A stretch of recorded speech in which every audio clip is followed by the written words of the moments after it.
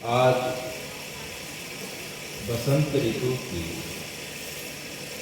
फागुन मास की कृष्ण पक्ष की द्वितीया की तिथि को हम सब श्री चित्रोत्पदा गंगा के पावन कुलीन पर बैठकर हे भगवान आपकी पवित्र कथा का श्रवण करने के लिए एकत्र हुए हैं। इन सबके बीच में जो इस पवित्र ग्राम के ग्रामवासी हैं दरगाह के, उन्हें बहुत बहुत साधुवाद, क्योंकि राम जी की जो परंपरा है, कृष्ण की परंपरा है, भगवती महादेव की परंपरा है।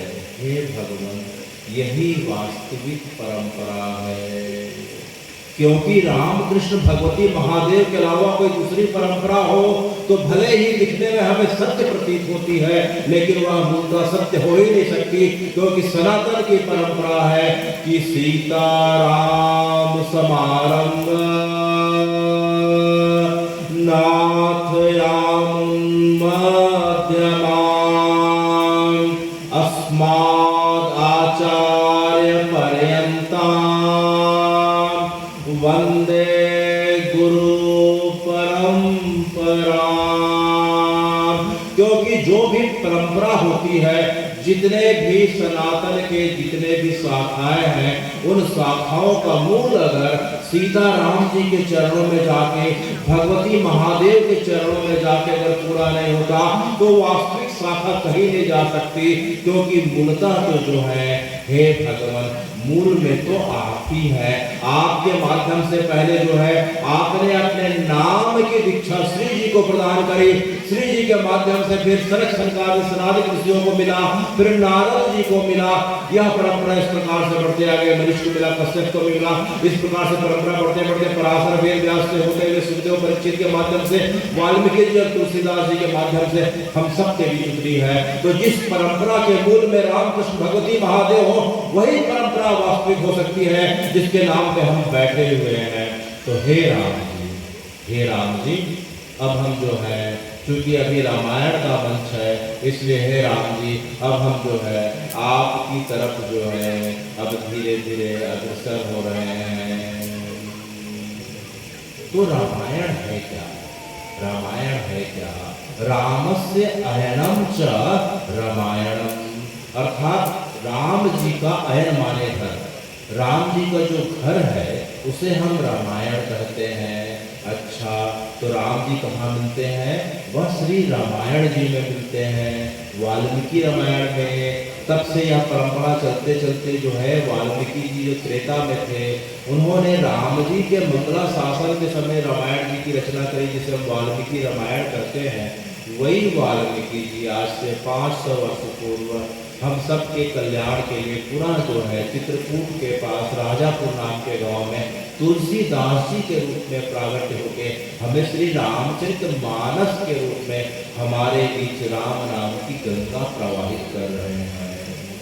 तो हे वाल्मीकि जी, आप कहते हैं चित्रकूट आलयम च रामम इंद्रानंद मंदिरम, चित्रकूट आलयम रामम इंद्रानंद मंदिरम वंदे च परमानंदम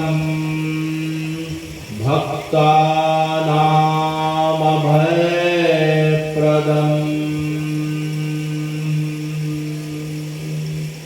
हे राम जी, चित्रकूट आलयम रामम, कि हे राम जी, आपका मूल निवास तो कथा में आता है कि आपका जो है प्रागट्य तो अयोध्या जी में हुआ। तो एक प्रकार से जो है अयोध्या जी आपका जो है जन्म स्थान बताया गया। इसके पश्चात 11,000 वर्षों तक आपने वहाँ मंगला शासन रह के अयोध्या जी में किया। लेकिन जो है यह बात अत्यंत गुप्त है और सत्य यह है कि अपने जीवन पर्यंत जो राम जी का जो शासन था इस पृथ्वी पे, तो राम जी को सबसे ज्यादा सुख का अनुभव कहाँ मिलता है? वह चित्रकूट में मिलता है। इसीलिए वाल्मीकि जी कहते हैं चित्रकूट आलयम रामम इंद्रानंद मंदिरम, कि हे चित्रकूट में निवास करने वाले राम जी, और जो है आनंद सीता जी के आनंद निकेतन जो राम जी, आप जो है क्या कर रहे हैं? भक्ता नाम अभय प्रदम, जो आपके भक्त हैं और जो आपके भक्त नहीं भी हैं, हे राम जी आपका वर तो उन्हें जो है अभय मुद्रा देने के लिए इस प्रकार से हमेशा उठा रहता है। आप अपने भक्तों को अपने हृदय से लगा के उन्हें वर प्रदान कर रहे हैं, और जो आपके भक्त नहीं हैं आप उनका भी कल्याण कर रहे हैं। इसलिए हे राम जी वंदे च परमानंदम भक्ता नाम अभय प्रदम, इसलिए हे राम जी आप बिना कारण के अहैतुक कृपा करने के कारण जो है आप जगत में सबसे ज्यादा वंदनीय और पूजनीय है, इसीलिए मैं आपको प्रणाम कर रहा हूँ। वंदे च परमानंदम भक्तानाम अभय प्रदम। अच्छा, तो हे राम जी आपका प्रकट जो है किस कुल में हुआ, कहाँ हुआ है तो सबको पता है, तो किस कुल में हुआ? तो वाल्मीकि जी अपने जो है बाल कांड के प्रथम सर्ग में कहते हैं इक्ष्वाकु नाम प्रभवो रामो नाम जनये श्रुता, इक्ष्वाकु नाम प्रभवो रामो नाम जनये श्रुता, नियत आत्मा महावीर्यो धूतिमान धृतिमान वशी, नियत आत्मा महावीर्यो धूतिमान धृतिमान वशी। अर्थात हे राम जी इक्ष्वाकु नाम प्रभो रामो नाम जनये श्रुता, कि आपका जो कुल है, जिस प्रकार से प्रत्येक व्यक्ति का जो है परिवार का कुल होता है, तो हे राम जी जब आप इस मनुष्य रूप में धराधाम पे आते हैं तो आपका जो कुल है उसका नाम इक्ष्वाकु कुल है। आपके कुल का नाम इक्ष्वाकु कुल है। तो इक्ष्वाकु कुल जो है यह इक्ष्वाकु कुल है क्या, इसके मूल में है क्या, तो हमें पता चलता है। वाल्मीकि जी कहते हैं कि श्री हरि के कमलनाभ से ब्रह्मा जी प्रकट होते हैं, ब्रह्मा से मरीच होते हैं, मरीच से कश्यप हुए, कश्यप से विवस्वान मनु हुए, विवस्वान अर्थात सूर्य हुए। इसलिए राम जी का एक वंश जो है सूर्यवंश भी कहलाता है विवस्वान के कारण। विवस्वान से जो है विवस्त मनु होते हैं, और विवस्त मनु से है भगवान इक्ष्वाकु मनु होते हैं। तो इन्हीं इक्ष्वाकु के कारण आपका कुल जो है इक्ष्वाकु कुल कहलाया। इक्ष्वाकु नाम प्रभवो रामो नाम जनये श्रुता। तो हे राम जी आप इक्ष्वाकु कुल में प्रकट होते हैं जब भी आपका त्रेता में राम के रूप में अवतरण होता है। अच्छा, तो इक्ष्वाकु कुल के बारे में अगर हम जानना चाहें तो बहुत सारे राजाओं का वर्णन आता है, लेकिन वाल्मीकि जी जो है मुख्यतः आज हमें जो है राजा सगर के बारे में बता रहे हैं। किसके बारे में बता रहे हैं? राजा सगर के बारे में बता रहे हैं। तो वाल्मीकि जी कहते हैं एसाम सा सगरो सागरः येन खानिता, एसाम सा सगरो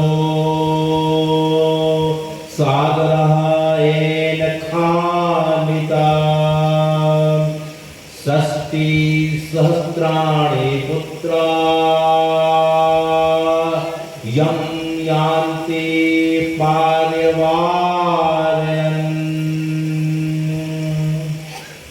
इक्ष्वाकु वंश में तो अनेक राजाओं का नाम है, बड़े प्रसिद्ध राजा हुए हैं, लेकिन आज के प्रसंग में हमें वाल्मीकि जी राजा सगर के बारे में बता रहे हैं।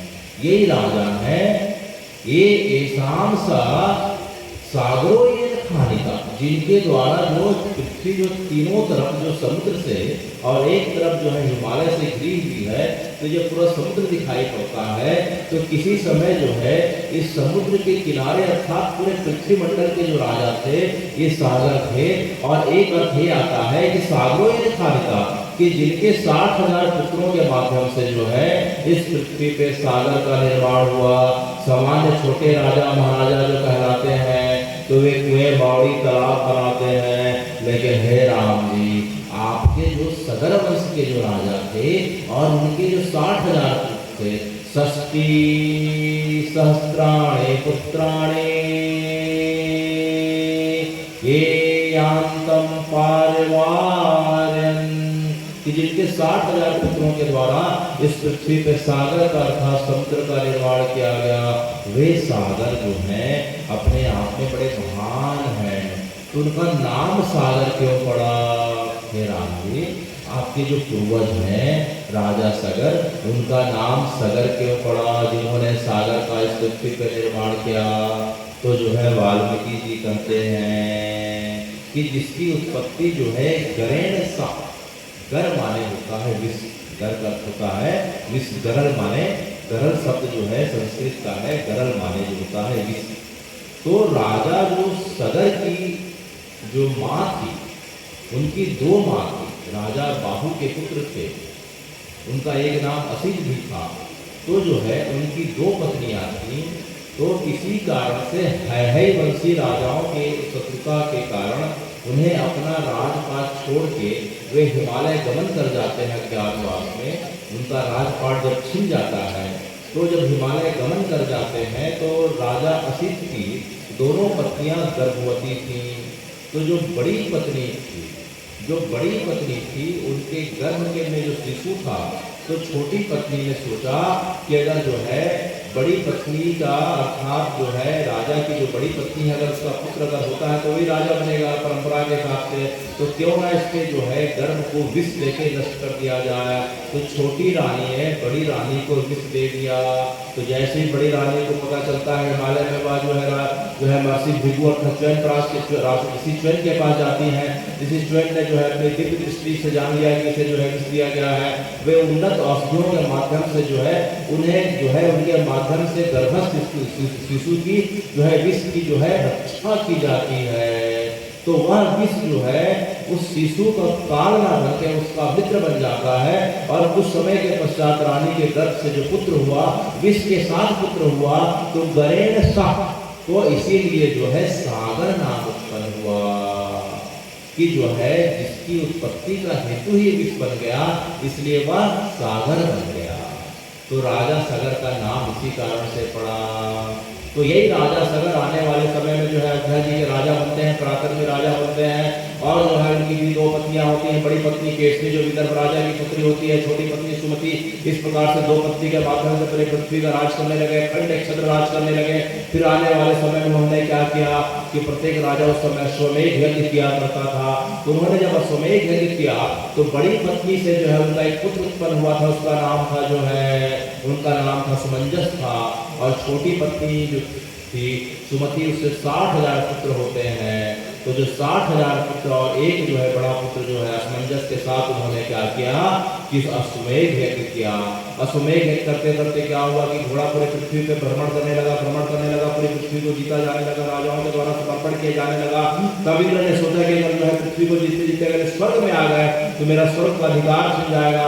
तब इंद्र ने अपने चालाकी से क्या किया कि अश्वमेध के घोड़े को चुरा कर उसने क्या किया कि हम जो है कलकत्ता के आगे गंगा सागर नाम की जगह पे जाते हैं। तो गंगा सागर के समय कपिल मुनि तपस्या में थे, तो कपिल मुनि के आश्रम में जाके घोड़े को बांध दिया। इधर जो है राजा के बच्चे जो है पूरे 60,000 बच्चे घोड़े को खोजते खोजते जाते हैं। तो देखते हैं कि उन्हें लगा कि जो है यह घोड़ा कपिल मुनि के आश्रम में चल रहा है। उन्हें लगा कि कपिल मुनि ने जो है यह दुस्साहस किया है। तो राजाओं के बच्चे, राजा के बच्चों के द्वारा कपिल मुनि का जो है उपहास कर दिया जाता है, उन्हें अपमानित कर दिया जाता है। तो कपिल मुनि ने अपने दिव्य दृष्टि से जान लिया और देखा कि राजा के बालक लेकिन बड़े उत्पाती और दुस्साहसी दिख रहे हैं, इनके अंदर समाज में साधु संत के प्रति जो है इस प्रकार की सम्मान की भावनाएं दिख रही है। तो उन्होंने जैसे क्रोध अग्नि से अपने आंखों को ऊपर किया, राजा के 60,000 पुत्र जो है तत्काल मूर्छित हो जाते हैं। इधर हाहाकार मच गया, राजा सगर ढूंढते ढूंढते पता गया तो पता चला कि राजा जो है उनके पुत्रों को कपिल मुनि का श्राप लग गया। उन्होंने बड़ी क्षमा याचना करी।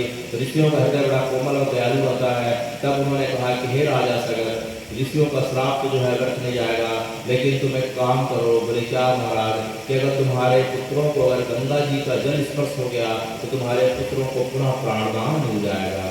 तो राजा सगर ने प्रयास किया, गंगा जी का स्पर्श नहीं हो पाया। उसके पश्चात जो है उनके पुत्र असमंजस ने किया, गंगा जी नहीं आ पाई। फिर अंशुमान ने किया, गंगा जी नहीं आ पाई। उसके पश्चात दिलीप राजा हुए, उन्होंने तपस्या करी, गंगा जी नहीं आए। लेकिन हे भगवान, उन्हीं की परंपरा में राजा भागीरथी हुए। कौन हुए? राजा भागीरथी हुए।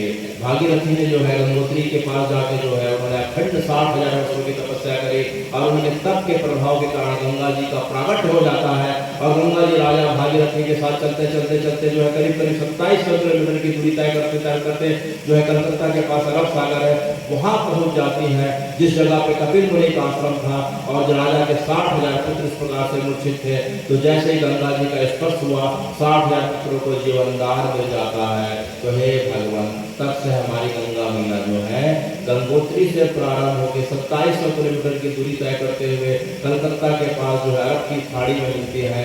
जिस जगह पे मिलन होता है सागर से, उसे हम जो है गंगा सागर कहते हैं। तो मकर संक्रांति का जो समय था, अभी जो है बड़ा अद्भुत समय था, जिसमें मकर संक्रांति के दिन यह घटना हुई थी, या वही तिथि थी जिसमें गंगा जो है सागर से मिलती है। तो इस प्रकार से राजा सगर के जो है वंशजों के बारे में, अर्थात राम जी के हम पूर्वजों के बारे में सुन रहे हैं। लेकिन हे राम जी, परंपरा के हिसाब से राम जी तो सबसे पहले उनका नाम लेने के पूर्व जो है, जब तक उनके पूर्वजों का नाम न लिया जाए तब तक उनकी पूरी प्रसन्नता हमें प्राप्त नहीं हो सकती। और यही भाव हमारे अंदर होना चाहिए।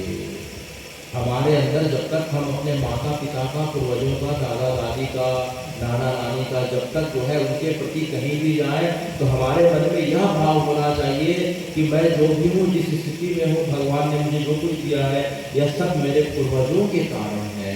मेरे माता पिता, दादा दादी, नाना नानी की कृपा के कारण ही जो है मुझे शरीर प्राप्त हुआ है, और मुझे जो कुछ प्राप्त होगा उन्हीं की कृपा और आशीर्वाद के कारण होगा। तो राम जी का भी यही भाव है कि राम जी की कथा के पहले जो है, पहले उनके पूर्वजों की कथा सुननी पड़ती है और सुननी भी चाहिए, तब राम जी प्रसन्न होते हैं। तो हे राम जी, हे राम जी, आपका जो है आपका प्रागट भी हमने सुना कि अयोध्या जी में हुआ। तो अयोध्या जी कैसी दिखाई पड़ रही है, और अयोध्या जी का प्रागट्य कब हुआ? कि राम जी के समय से हुआ कि पहले से हुआ? तो वाल्मीकि रामायण में वाल्मीकि जी कहते हैं, कौशलो नाम मुदिता स्थितो महाजनपदा। कौशलो नाम मुदिता स्थितो महाजनपदा। निविष्टः सरयू तीरे प्रभूत धन धान्यवान। अर्थात कि हे राम जी, आपकी जो अयोध्या जी है, जहाँ आपका प्रत्येक त्रेता में प्राकट्य होता है, ये तो बहुत अच्छी बात है कि आप जो है इस अयोध्या जी में आप आते हैं। लेकिन जो है ये अयोध्या जी आपके आने के पूर्व जो आपके परंपरा में इक्ष्वाकु मनु थे, तो मनु को जब ब्रह्मा जी ने आज्ञा करी कि जाके पृथ्वी में तुम जो है सृष्टि का विस्तार करो, तो मनु जी के मन में भाव आया कि अगर मैं पृथ्वी जाऊंगा तो हाँ मुझे माया घेर लेगी, और माया घेर लेगी तो हे भगवान मैं आपकी भक्ति से विमुख हो जाऊंगा। तो उनके मन में जो है बड़ी इच्छा नहीं थी कि जाए। तो भगवान ने जान लिया कि जो है मनु अपनानी चाहते हैं, तब उन्होंने क्या किया, कोई बात नहीं मनु, मैं तुम्हें बैकुंठ का हृदय जिसे अयोध्या साकेत कहते हैं, मैं तुम्हारे साथ पृथ्वी में भेज देता हूँ। तो ये अयोध्या जो है साधारण अयोध्या नहीं है, ये अयोध्या साधारण साकेत नहीं है, ये साक्षात बैकुंठ का श्री हरि का हृदय कहा जाता है, जिसे मनु महाराज को भगवान ने अपने साथ भेजा था। तब से लेके आज तक जो है ये अयोध्या जो है भगवान के बैकुंठ के में धरती के बैकुंठ के रूप में जानी जाती है। यह साधारण जो है ये कोई जो है अयोध्या दिखाई नहीं पड़नी चाहिए हम सबको, ये भगवान का हृदय है। हम भगवान को इस शरीर रूप में बैकुंठ का दर्शन नहीं कर सकते, बैकुंठ के लिए शरीर की छोड़ने की यात्रा करनी पड़ती है शरीर के बाद की। लेकिन हे भगवान, आप इतने कृपालु हैं कि आप जो है इसी शरीर में अपने बैकुंठ का अनुभव करा देते हैं। और वह जगह वर्तमान में हमने 22 जनवरी अभी जो है 2024 को देखा कि किस प्रकार से त्रेता के बाद पुनः आपका आगमन हुआ। वह कोई साधारण जगह नहीं, आपका बैकुंठ है, आपका हृदय है। कौशलो नाम मुदिता स्थितो महाजनपदा निविष्टा सरयू तीरे प्रभूत धनधान्यवान। कि जो है कौशल जनपद कहलाता था। उस समय जो है पूरा का पूरा इक्ष्वाकु कुल के जो राजाओं का जो राज्य था वह जो है कौशल प्रदेश कहलाता था। और कौशल प्रदेश के अलग अलग भाग हुआ करते थे। हम जिस जगह पे विद्यमान है, छत्तीसगढ़ का हिस्सा, उड़ीसा का हिस्सा, कुछ हिस्सा आंध्रा का, यह दक्षिण कौशल कहलाया करता था। इसी दक्षिण कौशल के राजा भानुमंत हुआ करते थे मंदिर हसौद में, और उनकी पुत्री का नाम भानुमती था, और उनका विवाह राजा दशरथ से हुआ। तो कौशल देश के राजा की लड़की के कारण उनका नाम कौशल्या पड़ा। तो हे भगवान, भानुमंत जो दक्षिण कौशल के राजा थे, जिनकी राजधानी रायपुर के बगल में मंदिर हसौद हुआ करती थी, उनकी पुत्री भानुमती का विवाह राजा दशरथ से हुआ था। और राजा दशरथ से विवाह होने के कारण चूंकि आप कौशल प्रदेश से आई थी, इसलिए आपका नाम क्या पड़ा? कौशल्या पड़ा। तो हे भगवान, आपके साथ हमारा अनेक प्रकार के संबंध दिखाई पड़ रहा है। आप हमारे कौशल देश की हमारी जो माता है, एक्चुअली हमारा वास्तविक रूप से जो हमारी जो कुल देवी है वे कौशल्या माता है। कौन है? कौशल्या माता है, भानुमती है। क्योंकि भानुमती के कारण, कौशल्या जी के कारण राम जी का आना हुआ। तो राम जी का आने का हेतु जो है हमारा दक्षिण कौशल है, हमारा छत्तीसगढ़ है, ये मंदिर हसौद है। इसी कारण से हे भगवान, आपके आने का एक गर्व और अभिमान जो है हमें इस बात से भी होना चाहिए कि हमारी कौशल्या माता जो हमारी छत्तीसगढ़ की वास्तविक महतारी होनी चाहिए। उन्हीं के कारण आपका आना होता है, नहीं तो आप ऐसे नहीं आ सकते थे। इसलिए हमें इस चीज का अभिमान होना चाहिए। अच्छा, तो इस प्रकार से जो है वाल्मीकि जी कहते हैं, अब क्या कह रहे हैं कि जो दक्षिण कौशल था उसके पश्चात वहाँ दक्षिण कौशल का एक जनपद हुआ करता था, उस जनपद का नाम अयोध्या था। तो क्या नाम बता रहे हैं? अयोध्या नाम नगरी तत्रासित लोक विश्रुता। अयोध्या नाम नगरी तत्रासित लोक विश्रुता। मनुना मानवेंद्र या पुरी निर्मिता स्वयं। मनुना मानवेंद्र या पुरी निर्मिता स्वयं। कि जो कौशल जनपद का जो एक क्षेत्र हुआ करता था, जिसे हम अयोध्या के नाम से जानते हैं, वह उसे किसी व्यक्ति ने नहीं बनाया, उसे तो या पूरी निर्मिता स्वयं कि आपके द्वारा खुद निर्मित हुई थी। और जो है जब अयोध्या जी को अर्थात भगवान ने अपने हृदय वैकुंठ को अयोध्या को पृथ्वी पे भेजा तो पृथ्वी के साथ जो है वह समझ नहीं पा रही थी क्योंकि उसका वजन इतना ज्यादा था। तो भगवान ने देखा अरे पृथ्वी में तो बड़ी हलचल हो रही है, वहां जो है उसका भार सहाने जा रहा है, तो उन्होंने अपने चक्र को भेजा। तो चक्र के माध्यम से अयोध्या को इस प्रकार से जो है भगवान ने तब से लेके आज तक स्थिर करके रखा है। चक्रो परिवेष्टते सा अयोध्या, कि जो भगवान के चक्र में विराजमान नगरी है वह अयोध्या है। जिस प्रकार से काशी भगवान के महादेव के त्रिशूल के ऊपर विराजित होती हैं, उसी प्रकार से हमारी अयोध्या जी भगवान के चक्र के ऊपर विराजित है। चक्रो परिवार, इस प्रकार से हम देखते हैं कि अयोध्या का विस्तार कितना है। कौशल प्रदेश अब उसके अंदर जो है अब अयोध्या आ गई। तो आयता दश्चा द्वैचा योजनाने महापुरी, आयता दश्चा द्वैचा योजनाने महापुरी, श्रीमती विस्तीर्णा सुविभक्ता महापथा, श्रीमती विस्तीर्णा सुविभक्ता महापथा, कि जो मूल अयोध्या है उसका जिसका वाल्मीकि जी बता रहे हैं कि 10 द्वैचा आयता योजनानी महापुरी, कि 10 धन 2 12 हुआ, 12 योजन लंबी, एक योजन करीब करीब 13 किलोमीटर का होता है, तो 150 किलोमीटर के आसपास लंबी, और जो है त्रिविस्तीर्णा माने 3 योजन चौड़ी और जो है 12 योजन लंबी, तो करीब करीब 40 किलोमीटर चौड़ी और 150 किलोमीटर लंबी जो क्षेत्र हुआ करता था कौशल प्रदेश का, वह अयोध्या कहलाया करता था। तो इस प्रकार से अयोध्या नगरी का वर्णन आता है कि किस प्रकार की चौड़ी सड़कें हैं, चारों तरफ वृक्षदार फल हवादार आदि आदि का वर्णन आता है। और जो है राम जी को भी जो है इस जगत में पूरे ब्रह्मांड में 14 भुवन और 7 लोकों में है राम जी, आपको जब सबसे जो प्रिय लगने वाली नगरी है वह श्री अयोध्या जी है।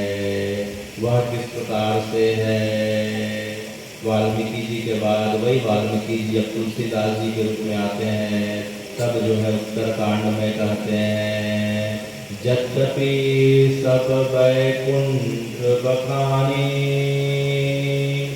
वेद पुराण विदित सब जाने,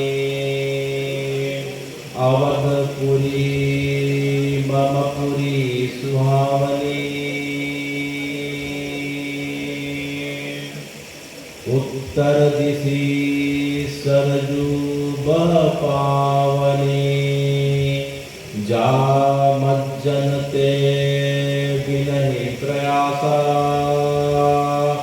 मम समीप नर पावहि बासा। राम जी जो है यहाँ बता रहे हैं कि जितने भी ऋषि मुनि हैं वेद उपनिषद पुराण को वैकुंठ की बखान करते हैं, लेकिन हे हनुमान जी, राम जी अब क्या हुआ कि लंका में रावण और उनके कुल का जो है इस प्रकार से उद्धार करने के पश्चात पुष्पक विमान में बैठ के वापस आ रहे हैं, और उनके साथ हनुमान जी, अंगद जी, विभीषण और जामवंत जी हैं, निखाद राज भी हैं, श्रीवेदपुर के जो निखाद राज भी हैं, भगवान को जो नाव पार कराए थे केवट भैया भी हैं, सब हैं, वानर हैं, रीछ हैं। तो जैसे अवधपुरी की सीमा प्रारंभ हुई तो देखते ही राम जी जो बैठे थे अचानक खड़े होते हैं और खड़े होकर पुष्पक विमान के किनारे आ जाते हैं, और इस प्रकार से मुदित प्रफुल्लित होते हुए सबको बता रहे हैं कि देखो देखो मेरी अयोध्या आ गई, देखो विभीषण तुम इधर आओ, हनुमान तुम इधर आओ, अरे भैया केवल भैया कर क्या रहे हो, जल्दी आओ, सब आओ, पास आओ। तो सब राम जी के पास आके देखते हैं, राम जी सबको दिखा रहे हैं और बोल रहे हैं देखो देखो ये मेरी अयोध्या कितनी सुंदर दिखाई पड़ रही है। तब विभीषण जी ने कहा कि हे राम जी, हमने तो सुना है कि आपको बैकुंठ अच्छा लगता है। तब राम जी ने कहा नहीं नहीं विभीषण, ये बात तो ज्ञानियों के लिए है। किसके लिए है? ज्ञानियों के लिए है, मेरे भक्तों के लिए। और मैं अंदर की बात बताऊं विभीषण, मुझे तो अवधपुरी से अच्छी कोई पुरी अर्थात कोई जगह नहीं लगती है। इसीलिए भगवान कहते हैं कि जतपि सब बैकुंठ बखानी, वेद पुराण विदित सब जानी, अवधपुरी प्रिय ने सो या प्रसन्न जान ही कोई कोई। इस प्रकार से जो है मुझे जो है अवधपुरी से ज्यादा कोई हो नहीं सकता। और इस बात के रहस्य को जो है बहुत कम लोग जानते हैं विभीषण। तब अचानक लक्ष्मण जी को बात ख्याल आ गई। अचानक लक्ष्मण जी को स्मरण हो गया कि इस प्रकार से लंका में भगवान थे, तो लंका के वैभव को देख के, सोने के महलों को देख के, रत्न जड़ित जो है तालिकाओं को देख के लक्ष्मण जी का मन थोड़ा सा इस प्रकार से भ्रमित हो गया। लेकिन जो है राम जी ने देखा तो लक्ष्मण जी के सिर पे हाथ रख के उन्हें गोद में बिठाते हुए कहा, तो क्या कहा? यद्यपि स्वर्णमयी लंका तथापि मानारोचते। यद्यपि स्वर्णमयी लंका लक्ष्मण तथापि मानारोचते। अच्छा, अरे लक्ष्मण, भले ही यह लंका सोने की है फिर भी मुझे अच्छी नहीं लग रही है। तो लक्ष्मण भैया ने कहा कि भैया आपको क्यों अच्छी नहीं लग रही है? संसार में ऐसा कौन होगा जिसे सोने की लंका, सोने की जगह सब कुछ इस प्रकार से सुविधा वाली जगह अच्छी ना हो।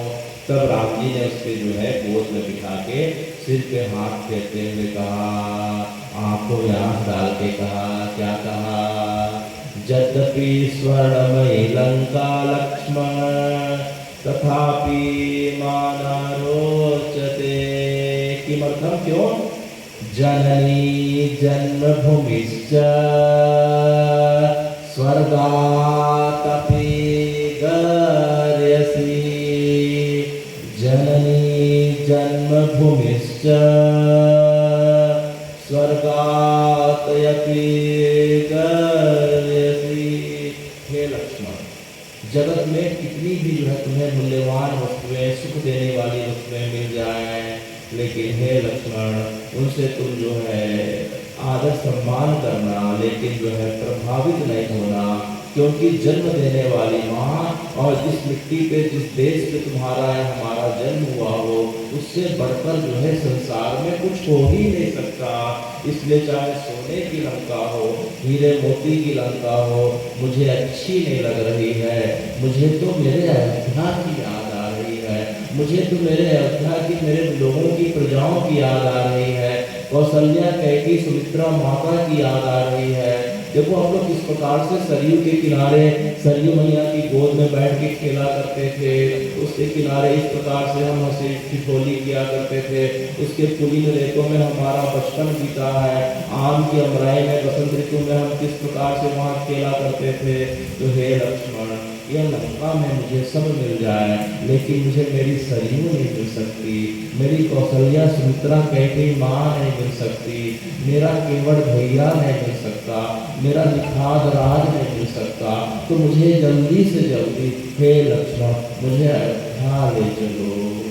तो इस प्रकार से भगवान कहते हैं, वह लक्ष्मण के लिए नहीं कह रहे हैं, वह हम सबके लिए कह रहे हैं। क्योंकि आप सब, हम सब जिस जगह पे बैठे हैं, यह श्री चित्रोत्पला गंगा महानंदा, श्री नीलोत्पला गंगा के हम जो है पूरी तट पे बैठे हुए हैं, जो राम जी के समय से पहले प्रकट है।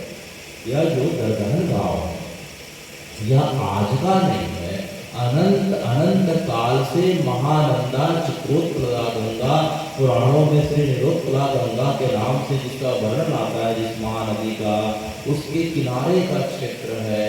इसी कारण से राम जी को जो है अपने वनवास के समय दंडकारण्य को चुनना पड़ा। वे इसी रास्ते से आगे बढ़े थे, क्योंकि उन्हें इतनी सरयू भी अच्छी लगती थी, उससे ज्यादा उन्हें जो है यह महानंदा उन्हें भाया था। क्योंकि इसी महानंदा के पानी को पी के, इसी महानंदा के किनारे रह के उनके जो नाना ने, भानुमंत ने अपनी पुत्री को जन्म दिया और उन्हीं के कारण राम जी का जन्म हुआ।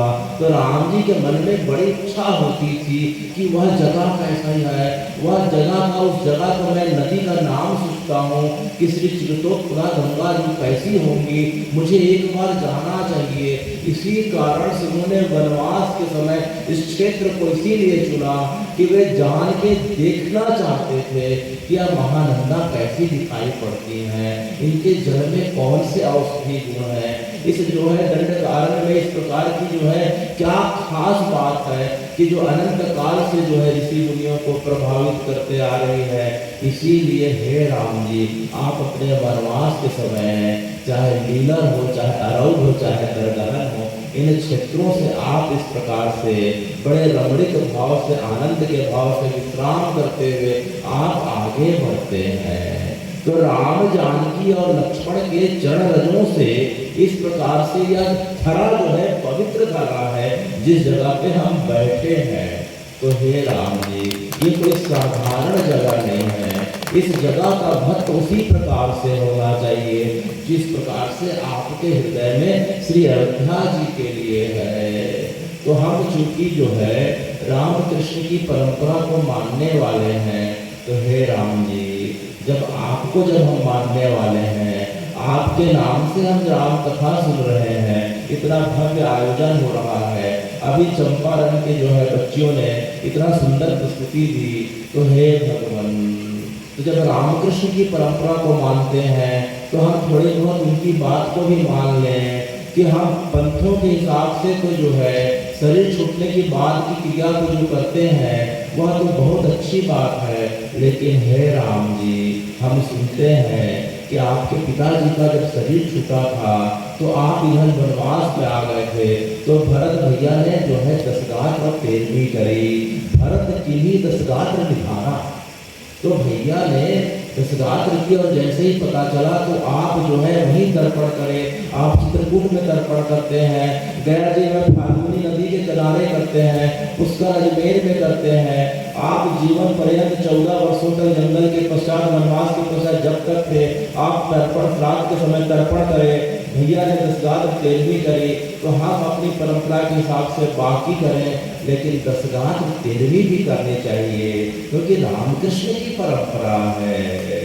इसे कोई अगर यह कहे कि कर्मकांड है, आडंबर है, फिजूल खर्ची है, या एक प्रकार से तर्क अधूरा हो सकता है, सब इसलिए नहीं हो सकता है कि हम बाकी दिन भी तो खर्च करते हैं, खिलाते पिलाते हैं, लेकिन शास्त्र कहते हैं कि श्रद्धा का अर्थ होता है, श्राद्ध का अर्थ होता है, श्रद्धा और समर्पण के साथ किया गया पूर्वजों के निमित्त कार्य को हम श्राद्ध कहते हैं। श्रद्धा और सामर्थ्य के अनुसार किया गया, तो शास्त्र कभी नहीं कहते कि हम पूरे गांव को, समाज को जो है भोज दें। शास्त्र ये कहते हैं कि सामर्थ्य है उतना करना चाहिए, अगर सामर्थ्य है तो 11 जो है जरूरतमंदों को, नहीं है तो 3 लोगों को।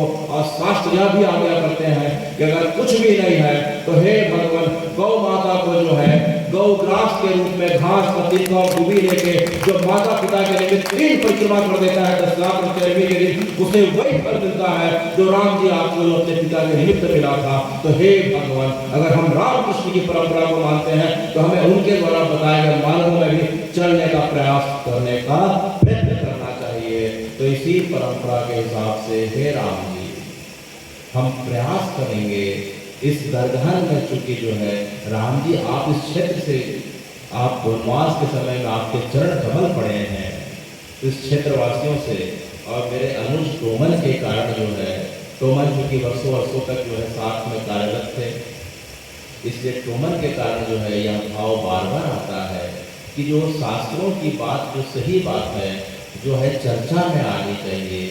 उसी प्रकार से हम जन्म दिवस अंग्रेजी कैलेंडर के हिसाब से मनाए, अच्छी बात है, लेकिन जो है शास्त्रों के हिसाब से तिथि के अनुसार मनाना चाहिए। किसके अनुसार? तिथि के अनुसार। जैसे आज बसंत जो है ऋतु है, माह फागुन का है और कृष्ण पक्ष है और द्वितीया तिथि है, तो आज के दिन जिस बच्चे का जन्म होगा, फागुन कृष्ण द्वितीया, यह तिथि कभी नहीं बदलेगी, अनंत अनंत काल तक नहीं बदलेगी। जैसे हम राम जी को मनाते हैं तो रामनवमी होता है, कृष्ण का का मनाते हैं तो कृष्ण जन्माष्टमी जो है भादव की अष्टमी को होते हैं। इसी प्रकार से जो है हे भगवान, जब हम सब कार्य जो है पूजा के कार्य, परंपरा के कार्य तिथि के हिसाब से करते हैं तो हमें अपने परिवार और बच्चों का भी और स्वयं का भी जितने भी मांगलिक कार्य हैं, चाहे जन्म दिवस हो, चाहे मृत्यु का समय हो, चाहे जो भी हो, उसे जो है तिथि के अनुसार भी मनाने का प्रयत्न करना चाहिए। एक बार सब गूगल में देखेंगे कि आज तक 3-4 तिथि की तो अपने आप पूरा तिथि दिखा देता है, क्योंकि अंग्रेजी कैलेंडर जो है सही पूरी तरीके से इसलिए नहीं है कि कोई मेरा 28 का है, कोई 29 का है, इस बार फरवरी 29 का पड़ रहा है, पिछले बार 28 का था, कोई जनवरी 29 का पड़ता है तो अगला जो है इस प्रकार से 31 का पड़ता है। तो यह अपूर्ण इस प्रकार से तिथि है जिसे हम अंग्रेजी कैलेंडर के नाम से मनाते हैं, उसे भी मनाए अच्छी बात है। लेकिन जो राम जी की परंपरा है, अभी राम जी आप आने वाले हैं, आप चैत्र नवरात्रि के समय जो है आपका प्राकट होने वाला है। तो जब हम आपकी परंपरा को जो मानते हैं तो हमें भी जो है अपने जन्म तिथि से लेकर बाकी चीज़ों को भी तिथि के हिसाब से मनाने का प्रयास करना चाहिए। तो समय की मर्यादा देखते हुए हे राम जी, आज जो है मैं अपनी वाणी को यहाँ तक विराम देता हूँ। मुझसे किसी कारण जो है अगर सामाजिक परंपरा के हिसाब से अगर कुछ किसी को ठेस पहुँची हो तो मैं क्षमा प्रार्थी हूँ, लेकिन रामकृष्ण की बात हो रही है तो उस परंपरा का जो है मुझे एक बार चर्चा करना आवश्यक था। इसीलिए कारण से अगर किसी को मुझसे ठेस पहुँची हो, मैं पुनः जो है हाथ जोड़ के क्षमा प्रार्थी हूँ। और अंत में आपने मुझे इतना ध्यान दे के सुना और साथ में जो है इस कार्यक्रम के अध्यक्ष श्री राजेंद्र कुमार साहू जी, सचिव श्री मन्नूलाल साहू जी, संरक्षक श्री मोतीराम साहू जी, उपाध्यक्ष श्री नारायण लाल साहू जी, उपाध्यक्ष कृष्णराम साहू जी, कोषाध्यक्ष श्री कुंदन लाल साहू जी, जितने भी जन चेतना संस्कार मंच के सदस्य हैं, श्री तोमल, समस्त ग्रामवासी और जितने मेरे मित्र आए हैं, मैं आप सबको हृदय से आभार देते हुए आज फाल्गुन कृष्ण की द्वितीया को आपसे जो है मंगल कामना करता हूँ कि आने वाला वर्ष जो है आप सबके लिए मंगलकारी हो, राम जी की कृपा प्राप्त हो और इस प्रकार से हम थोड़ा बहुत राम जी के जो है आदर्शों पर चलने का। चलिए मेरे साथ जो है भगवान का एक नाम, हरे राम हरे राम हरे राम राम राम हरे हरे राम राम हरे हरे हरे कृष्ण हरे कृष्ण